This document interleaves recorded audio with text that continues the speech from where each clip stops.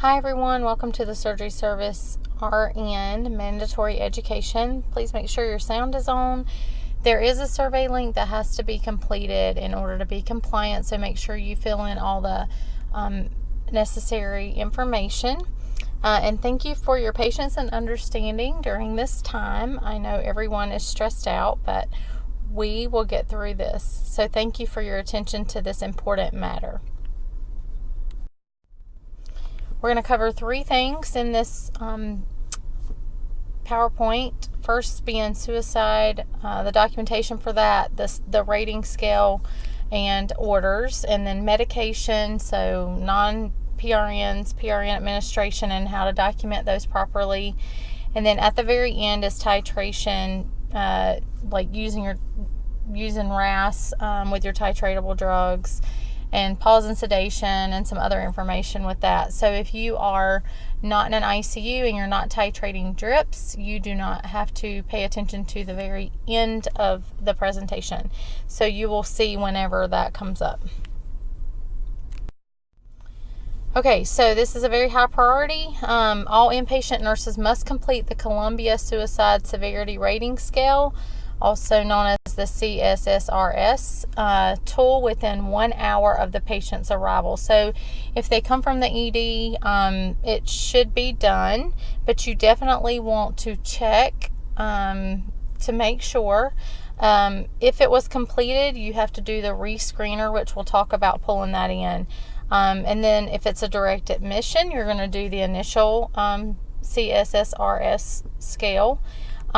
It's the full risk assessment, and we'll talk about that. And then if it's a transfer, you're going to check to make sure the initial scale was done, and it's usually in the admission navigator. And if it was completed, you need to do the rescreener. So at a minimum, you're going to be doing the rescreener for a patient, but just depending on where they've been and if it's been done, you either do the full assessment, which is the initial screening, or a rescreening.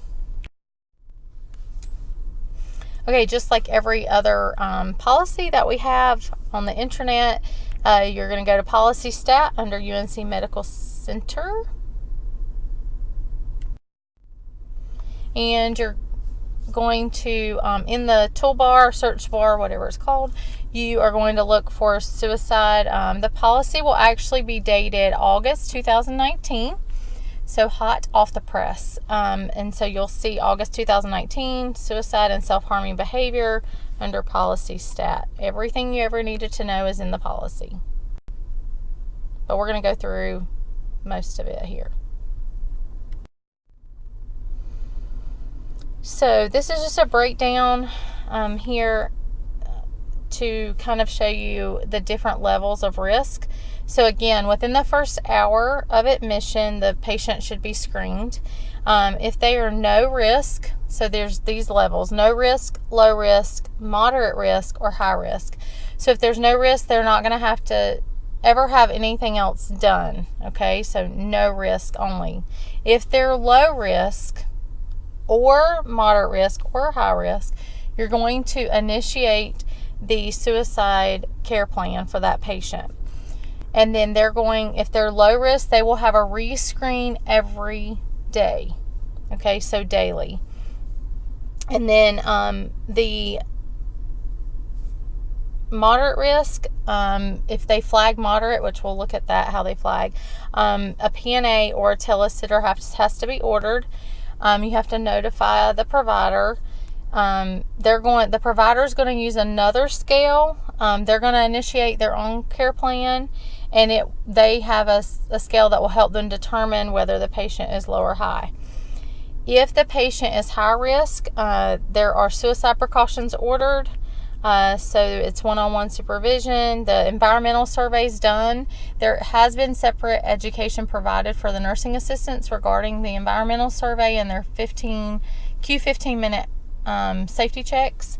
So again, that's been done in a separate PowerPoint. You're going to place a sign on the door. Those signs are available. You can order them. They're, again, you're going to have the care plan initiated. They're going to be rescreened daily. So if they're low, moderate, or high, you're essentially going to be rescreened daily. But you're going to continue this process. The provider has to discontinue suicide precautions if that's needed. During your rescreening, they may go up or down on the risk scale. So again, that's what's in this orange box, or whatever color that's called, skin colored, at the bottom here. If patient's behavior and or clinical prognosis changes, it indicates a change in risk level. You're going to rescreen them. If you're unable to assess the patient on admission, you're going to document in the medical record and complete the initial screen. You must initiate a care plan for low, moderate, and high-risk patients. So on inpatient units, this is the admission navigator. It's, again, if you look at this screen, this is a screenshot to show you the Columbia Suicide Screening, the severity rating scale, and you're going to start with question 1. Just a key point, if the patient's unable to answer, so that they're intubated, sedated, they have dementia, whatever the case, then leave the assessment blank, because if you fill out any of it with comments, it will no longer let you know, hey, this is not complete. It will see it as completed, and then, you will not be compliant because it's not complete. So, you want it to continue to alert you, because hopefully your patient's going to recover and ideally be able to answer these questions at some point.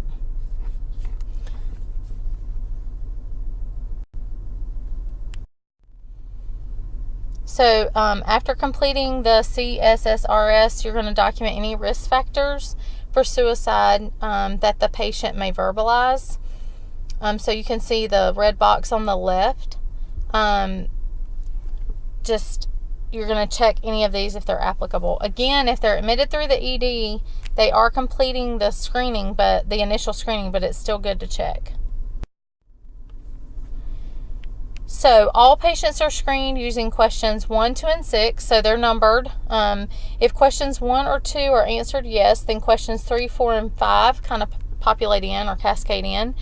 The system determines the suicide risk when all questions are answered. If questions are all answered no, then the risk of suicide field is left blank. So if the patient answers no to questions 1, 2, and 6, they are deemed no risk. And if there's nothing else, then there's nothing else you need to do if they're no risk. So just making sure that you go through. If questions 1 and 2 are no, that you skip straight to question 6. Just so you know, this is really important. The question is not currently, it goes straight to question 6. This question is not currently showing up as a required question to complete the admission assessment, meaning that it could show that the admission is complete, even if question number 6 has not been answered. So then you would not truly know your patient's risk. So just making sure you answer all of them. Okay, so once this scale is complete, a BPA, which is a best practice advisory, I know you all know that, automatically triggers, and if it's a patient at high risk. And so if this is dismissed, like if you just keep hitting dismiss, it will keep reappearing until you place the order for the patient to be on suicide precautions. Okay, so don't keep dismissing it. Like, order what you need, and we're going to talk about that. Okay, so to place the order per the hospital policy, which is dated August 2019, in Policy Stat, you're going to the priority will be stat. The suicide precautions now have comments with additional instructions. You just use the appropriate order mode and follow the policy if you're looking for word. But it's suicide precautions. It'll tell you environmental safety survey completed every shift, 1-to-1 patient, one-on-one patient care, so PNA, With Q15-minute documentation, you need to put a sign on the door. Elopement precautions also, if it's a baby, the hugs stuff or pediatric electronic stuff. So please, follow all that's in the order. Just so you know, there is also food nutrition therapy also needs to be alerted, and it does not automatically alert them. So the suicide precaution order does not automatically do that. So you'll want to make sure in the nutrition therapy part of the admission assessment that you click suicide precaution so that the patient gets the appropriate tray and utensils. Okay, and then level of supervision, you're going to do one-to-one, like PNA, just making sure that you select the proper channel for that, or the proper order for that. So it's now level of supervision instead of safety precautions. Okay, and again, you are required to initiate the suicide care plan. There's several charts, and we're all auditing like crazy. So there's several charts that have not initiated the suicide care plan, but the patient is on suicide precautions. So a banner displays in the overview reports for all clinicians when a patient is on suicide precautions and the order is active. It looks like this. And then when the order is discontinued, the banner goes away. All right, so required documentation report shows the suicide screening for admission and the shift. Suicide initial screen is done at admission. Rescreening shows on the required documentation report only if the patient initially screens as low, moderate, or high. If the initial screen shows a blank risk field, rescreening is not going to show on the required document report, which is why all the questions have to be answered. Finally, the required documentation shows rescreening only for patients 12 years or older, and it's completed daily based on the time of the last assessment. So if you look in the bottom right side of the screen, it shows you the time that it's required. So again, if they're transferred to the unit by the emergency department and the initial screening was complete, it will be the admission required documentation will be satisfied. So just again, making sure that you're checking that required documentation to make sure if you need to have the rescreening complete, you look at the time there and know if it's needed or not. It's daily though. Okay, so if you look on the if you want to see what was last documented, like when was the last time the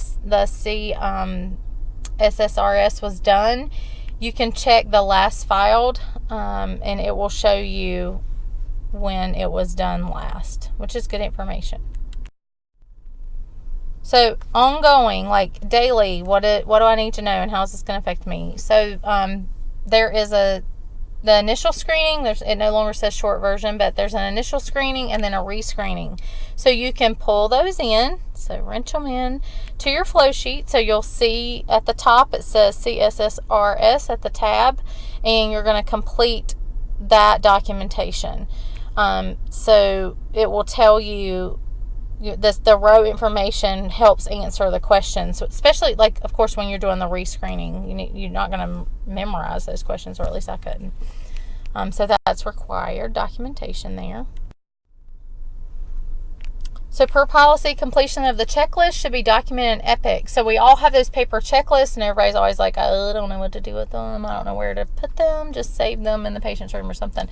But no, you, as the RN, you need to make sure that you are selecting suicide, documenting in Epic by selecting suicide precautions under safety intervention. So, we're doing our daily cares and safety rounds, and so under safety interventions, you can write a comment there of environment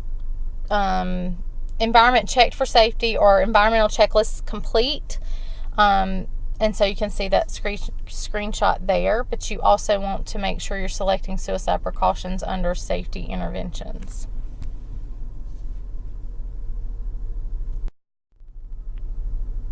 Okay, so that was fun to talk about suicide, right? So now we're going to move on to medication management. This is what we need to work on. So your help is needed to ensure that UNC is compliant with Joint Commission. We all are aware of that. So standards on safe medication administration. So the hospital has a written policy that defines what actions to take when medication orders are incomplete, illegible, or unclear. So we're going to look at assessment and reassessment and documentation of pain and non-pain PRN, therapeutic duplication, linked orders, titration, pausing sedation. So this is a lot. Again, the stuff at the end is mostly critical care units. So if you're having to pause for neuro exams, etc. And then we're going to talk about the correct documentation. Pain and non-pain PRN medication administration. Under PRN pain, you assess and document the pain using the appropriate pain scale that's appropriate for your patient. So if your patient is talking and walking, then you shouldn't be using a nonverbal pain scale.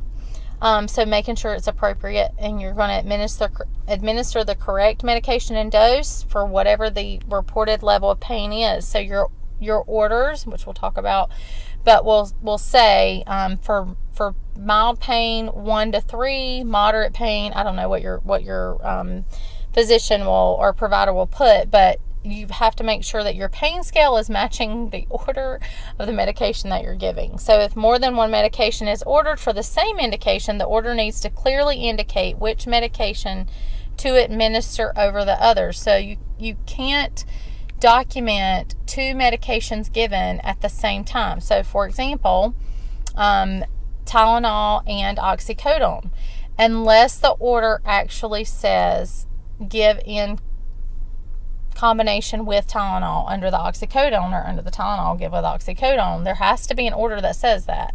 Otherwise, you're given 2 pain medications at the same time, and you only have 1 pain score.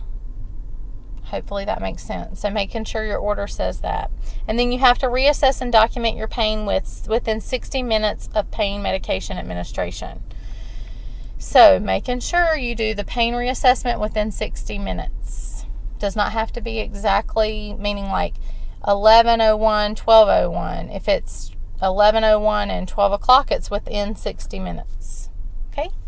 So non-pain PRNs, this is what gets a lot of folks. You're going to document a pre-assessment on the MAR in the comment section. So if I'm giving Zofran for nausea, then I'm going to document a pre-assessment in the comment section. Documentation includes the PRN reason, so nausea, vomiting.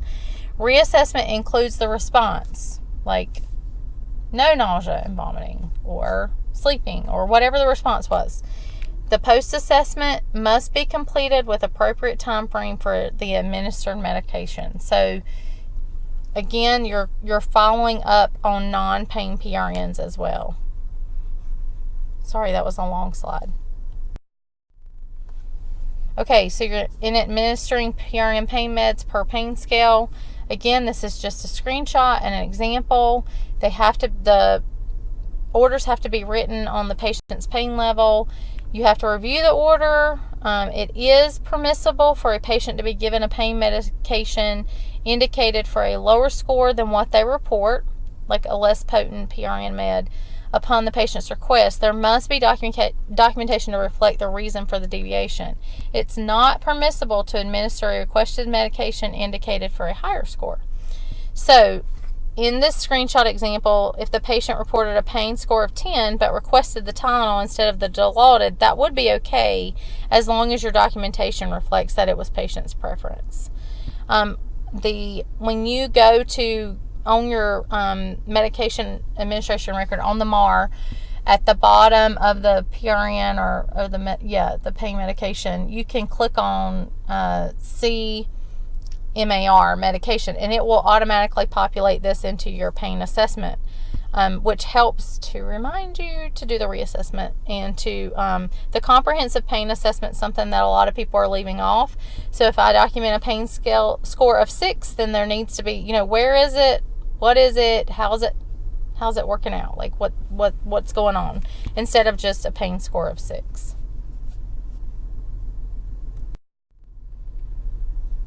Okay, when administering pain med, this is what I just said, sorry.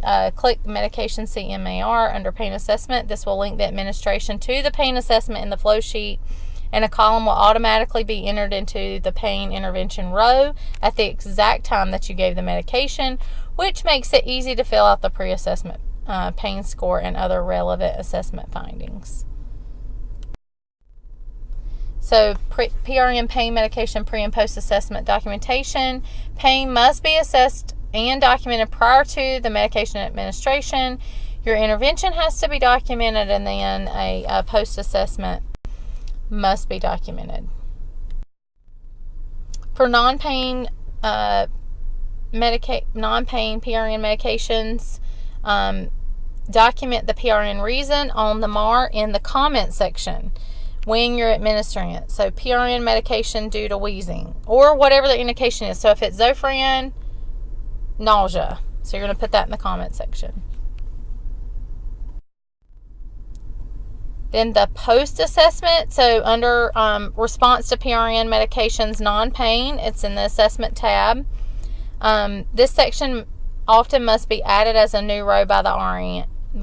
So you have to click on flow sheet and open the assessment, and then click add rows at the top. There is a screenshot here. Type in PRN in the pop-up box, and then accept. So it will put that row in there for you, so you can document the PRN post-assessment. So the PRN response assessment. And it must be within the expected parameter of onset of action per policy. So orders are required for PRN meds. Patients can only receive PRN meds for the reasons that they are ordered. It is not acceptable to administer PRN meds if the patient does not meet the parameters. A patient has an order for Tylenol, 650 by mouth every 6 hours, PRN for pain, 1 to 3, or a fever of 38.0. So here's the order. The patient should only receive the ordered acetaminophen if the parameters are met. So you need to document pain of 1 to 3 or a documented temperature of 38 or higher. If the patient needs a medication for a reason outside of what's here, you have to get a new order. So if the patient says, I have a headache of, I swear it feels like it's a 5, then, and I want to take Tylenol because that's what works for my pain of 5 for a headache, you would have to get a new order. Okay, so therapeutic duplication. It's a problematic situation that occurs when more than one medication is ordered for the same indication without any guidance on which medication to administer over another. If more than one medication is ordered for the same indication, then the order needs to clearly indicate which med to administer over the other. So here's some compliant examples. In the green, so green means go, so woohoo, let's go. 2 meds for the same indication with directions for which medication to administer. So Dilaudid 0.5 milligrams every 3 hours for severe pain starting at this date and this time for 2 weeks. Okay, and then Tylenol, this dose every 4 hours for pain 1 to 3, pain 4 to 6, or a fever. Oh, and they have a headache in there. It's exciting. So starting at this date and this time.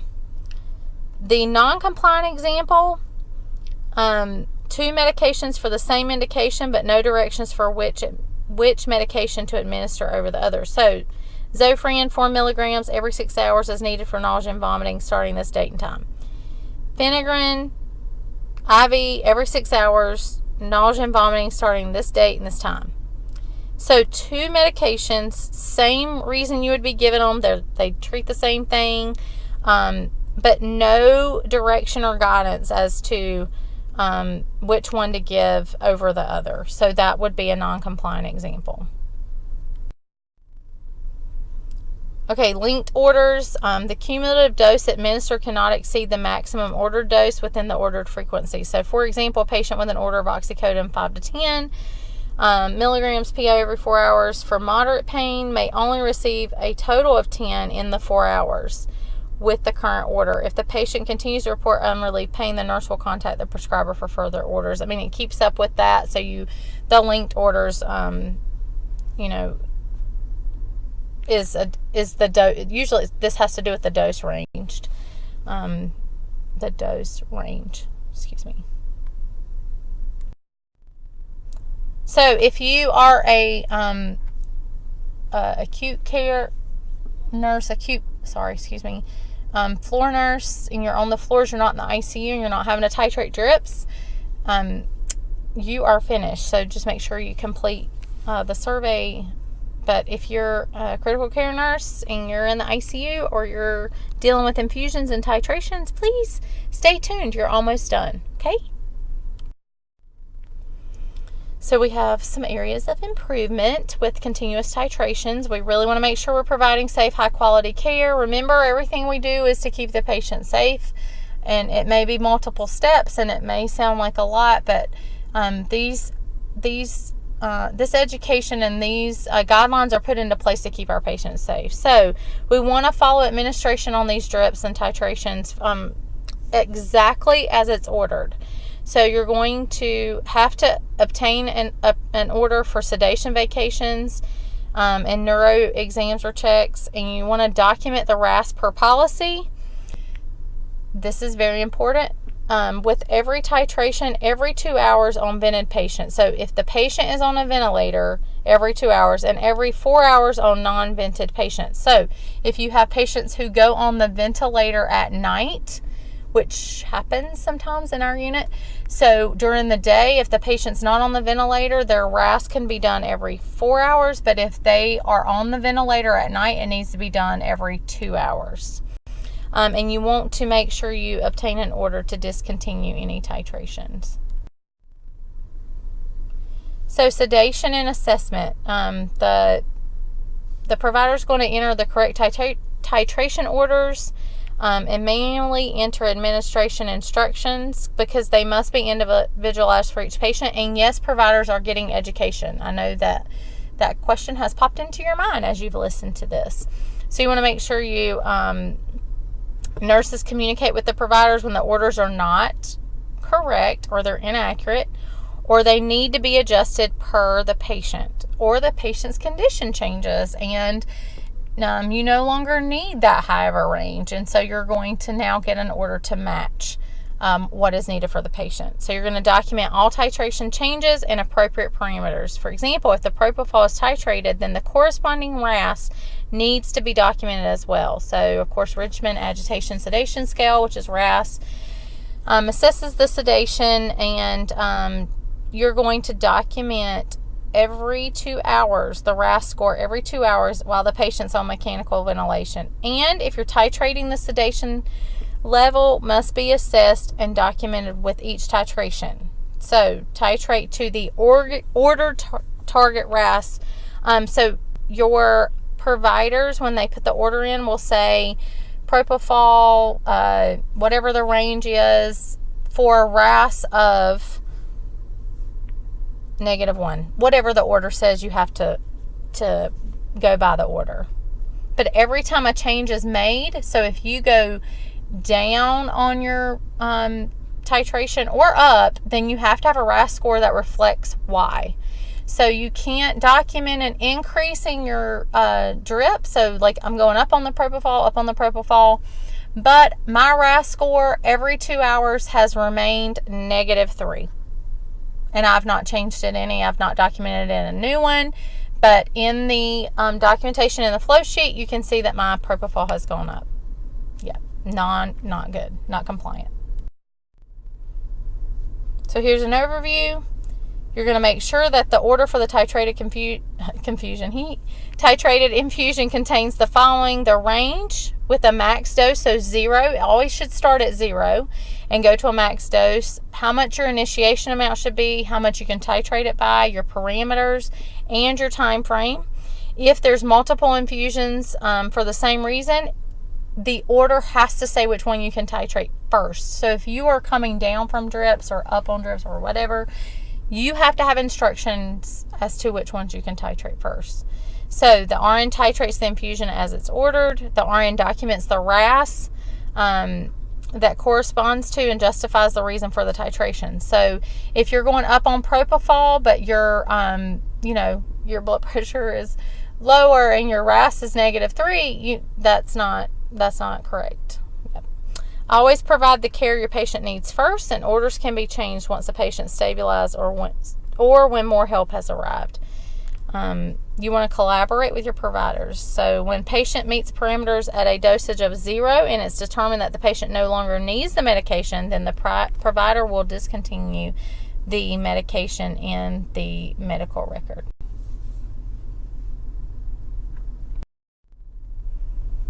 Here's a compliant example, and as you can see, there's lots of rate dose changes. So 6 mics, 8 mics. This is norepi.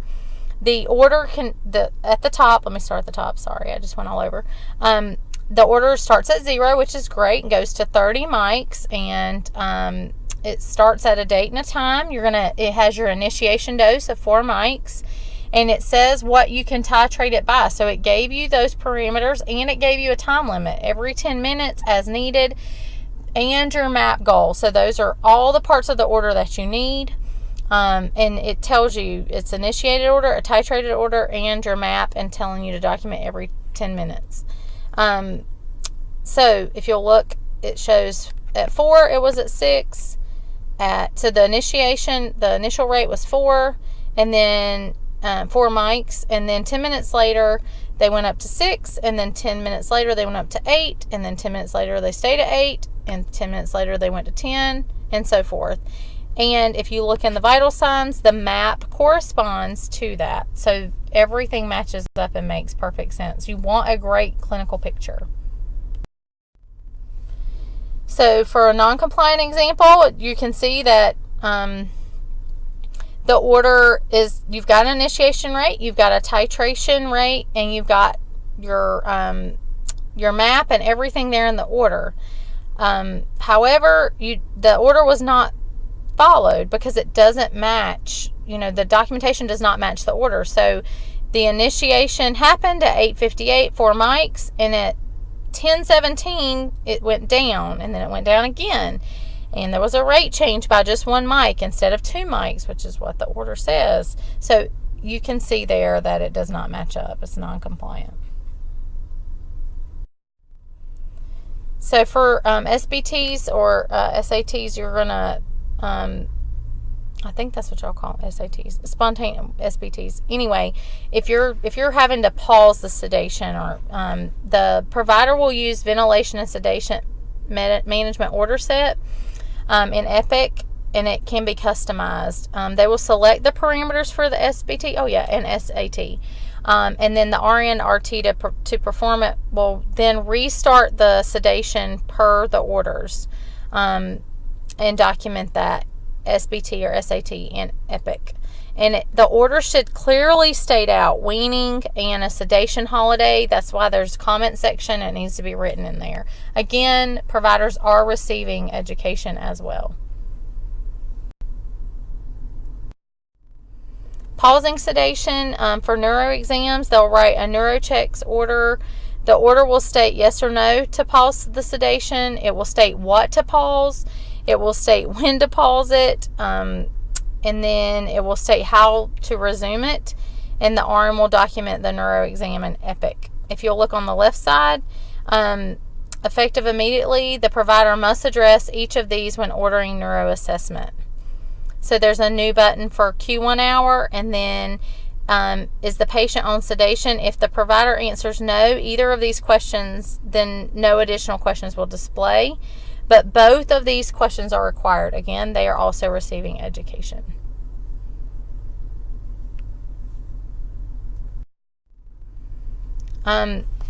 Magnesium infusions for preterm labor and preeclampsia. This is for labor and delivery and 3 women's only. So I'm just going to leave this right here, but hopefully you can read that if you feel like you need to.